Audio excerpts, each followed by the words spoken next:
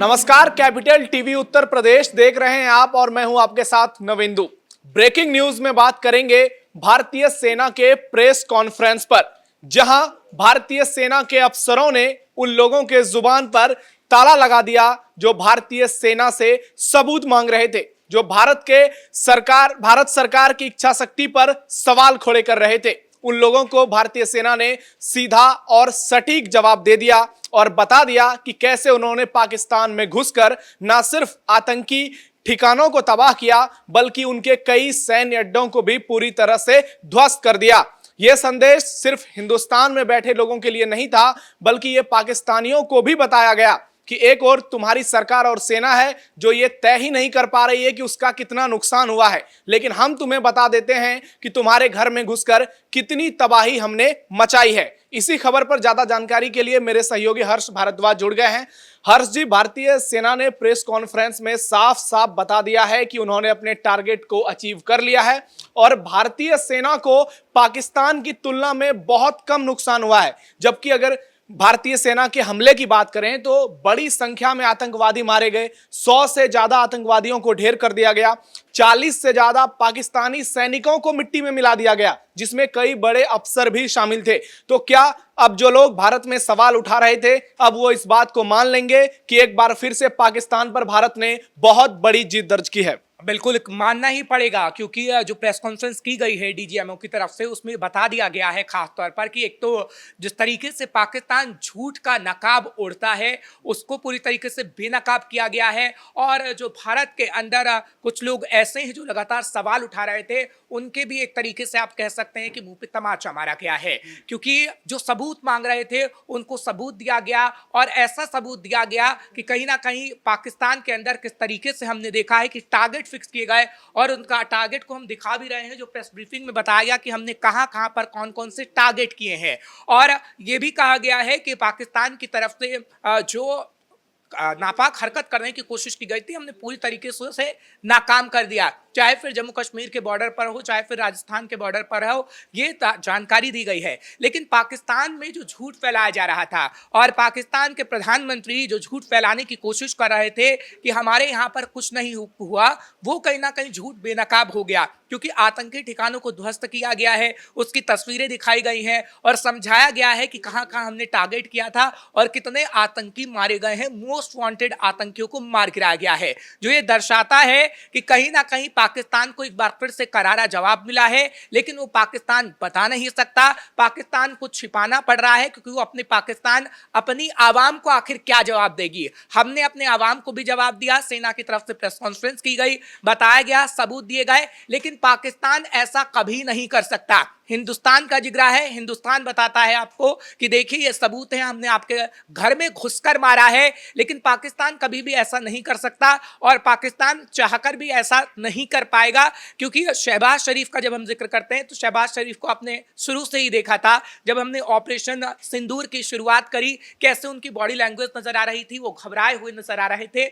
लेकिन अब अगर बात करें भारत की, तो भारत की तरफ से जो सबूत दिए गए हैं, एक बार फिर उनके चेहरे पर घबराहट दिख रही होगी। बिल्कुल ऐसी ये पहले तस्वीर जो सेना ने जारी किया है, उसे देखकर हाल हिंदुस्तानी का दिल गदगद हो गया होगा और सीना जो है वो 56 इंच का निश्चित तौर पर हो गया होगा।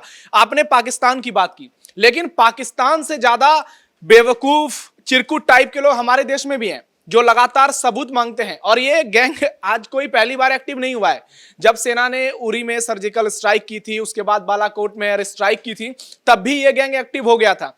ये लोग पचा ही नहीं पाते हैं कि पीएम मोदी के नेतृत्व में कैसे भारतीय सेना पाकिस्तान में घुसकर मारती है या आतंकियों को निस्तानाबूद करती है। इनकी सियासी कहें तो विचारधारा इतनी ज्यादा छोटी हो गई है कि इन्हें जो है अब वो मोदी विरोध के चलते देश पर भी सवाल उठाते हैं, सेना पर भी सवाल उठाते हैं, और जब इनको जवाब दिया जाता है तो ये तुरंत पाला बदल लेते हैं, गिरगिट की तरह रंग बदल लेते हैं। फिर ये कहने लगते हैं कि हमने सरकार पे सवाल उठाया था, हमने सेना पर सवाल नहीं उठाया था। लेकिन उससे भी बड़ा सवाल यह है कि क्यों सेना को प्रेस कॉन्फ्रेंस के दौरान यह कहना पड़ा कि हमें मजबूरी में प्रेस कॉन्फ्रेंस करनी पड़ी है, हमें यह बताना पड़ रहा है जो कि बताना नहीं चाहिए। तो इसका सीधा सीधा संदेश यही है कि देश के कुछ ऐसे लोग थे जिन्हें इतनी ज्यादा उत्तेजना हो गई थी कि सेना ने कहां क्या किया, सेना ने कहां पर हमला किया, सेना ने कहां नुकसान किया, सेना के बयान पर उनको भरोसा नहीं था। तो ऐसे लोगों से भारत को अब कितना ज्यादा सतर्क रहना चाहिए, क्योंकि ये वही लोग हैं जो अगली बार भी जब सेना कुछ बड़ी कार्रवाई करेगी तो ये लोग सवाल उठाएंगे, और विपक्ष के भी कुछ नेता इसमें शामिल हैं। देखिए, जिस गैंग की आप बात कर रहे हैं, दरअसल वो सरकार का विरोध नहीं करती, वो मोदी का विरोध करती है।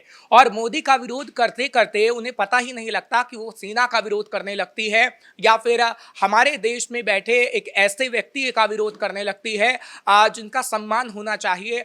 लेकिन वो ऐसा इसलिए करती है ताकि सिर्फ उसे वोट बैंक हासिल हो सके, कुछ कट्टरपंथियों के, कुछ जिहादियों के। ये मानसिकता दरअसल उनकी है। बात अगर राहुल गांधी की करें, एक एक करके बात करेंगे। राहुल गांधी की बात करें तो राहुल गांधी संसद के विशेष सत्र की मांग कर रहे हैं। राहुल गांधी प्रधानमंत्री नरेंद्र मोदी को चिट्ठी लिख रहे हैं। अरे भाई, आपने चिट्ठी लिखने थी तो आप थोड़ा इंतजार कर लेते। अभी हमने देखा था कि किस तरीके से मीटिंग चली, आज दिन में भी काफी मीटिंग की गई है। राजनाथ सिंह भी मीटिंग में मौजूद थे, तीनों सेना प्रमुख मौजूद थे, सीडीएस एनएसए अजीत डोभाल साहब जब मौजूद थे। तो आप थोड़ा इंतजार करिए, अभी सेना की प्रेस ब्रीफिंग हुई है, उसके बाद हमने देखा है किस तरीके से सबूत दिए गए हैं। तो आखिर अब आपको कौन सा सबूत चाहिए? अब तो शायद राहुल गांधी को तमाम सबूत मिल गए होंगे। क्या अब राहुल गांधी एक और चिट्ठी लिखेंगे कि क्या मैं अब माफी मांगता हूं अपने देश की सेना से और प्रधानमंत्री नरेंद्र मोदी से, क्योंकि हमें सबूत मिल गए हैं? क्या वो ऐसा करेंगे? शायद नहीं करेंगे, क्योंकि सिर्फ उन्हें पड़ी है तो उस वोट बैंक की जो जिहादी मानसिकता के लोग यहां पर बैठे हैं। क्योंकि कांग्रेस की मैं बात करूं तो कांग्रेस अब आपने देखा है कि कैसे सियासी पटल पर खिसकती हुई नजर आ रही है। और सियासी पटल पर अगर आप उसको अपने आप को ऊंचा उठाना है तो अनर्गल बातें करेगी ही। लेकिन अब जनता विश्वास सेना पर कर रही है, अब जनता उस सरकार पर विश्वास कर रही है जो कार्रवाई करती है। और हर्ष जी, क्या ये सिर्फ बात यहां पर विपक्षी पार्टियों की नहीं है? कुछ सोशल मीडिया पत्रकार, यूट्यूबर, कहें तो गिद्धा मीडिया टाइप लोग, ये लोग जो नैरेटिव क्रिएट कर रहे थे, जिस तरह से प्रोपेगेंडा फैलाने की कोशिश कर रहे थे, पीएम मोदी पर सवाल उठा रहे थे, इन लोगों का सीधा कहना था कि पाकिस्तान से युद्ध शुरू करो। ये नहीं पचा पा रहे हैं कि पीएम मोदी के समय में भारत आज दुनिया की चौथी सबसे बड़ी इकोनॉमी बन गई है, किस तरह से भारत लगातार विकास के पथ पर चल रहा है, कैसे भारत ने दुनिया के बड़े बड़े देशों को पीछे छोड़ दिया। आज हर ओर देख लीजिए आप, भारत कहां खड़ा है, चाहे डिप्लोमेसी की बात हो, इकोनॉमी की बात हो या फिर सेल्फ डिफेंस की बात हो। आज जब प्रेस कॉन्फ्रेंस हुआ तो हमारे सेना के अधिकारियों ने बताया कि कैसे भारत ने पाकिस्तान के तमाम हमलों को नाकाम कर दिया, और इसका कारण एक S-400 भी था। तो ये लोग, जो तमाम ऐसे लोग जो सवाल उठाते हैं, चाहे वो सरकार पर उठाएं या फिर रक्षा बजट को लेकर भी बहुत बार सवाल उठाया गया। आपने राहुल गांधी का जिक्र किया, ये विशेष सत्र बुलाने की मांग कर रहे हैं, और जब सत्र चलता है तो ये विदेश चले जाते हैं। तो इन नेताओं को भी जवाब मिल गया होगा। और ये यूट्यूबर जो 24 घंटा प्रोपेगेंडा फैलाते हैं, आप इन्हें कांग्रेसी दलाल कहें या फिर जो भी वामपंथी गैंग टाइप के हैं, इनको देश से कुछ मतलब नहीं है। सिर्फ मोदी विरोध में ये इतने ज्यादा अंधे हो गए हैं कि सुबह से शाम तक सिर्फ और सिर्फ एक यूट्यूब चैनल खोलकर उस पर गलत फलत बात बोलना, कुछ से कुछ लोगों को बताना, और उनके जो समर्थक हैं वो भी ऐसे होते जा रहे हैं कि उनमें जहर भरता जा रहा है नेता के खिलाफ देश के, जो कि एक आने वाले भविष्य के लिए बहुत चिंता की बात है। देखिए, बात अगर मैं विपक्षी पार्टी की करूं तो विपक्षी पार्टी को तो उससे जलन होगी ही।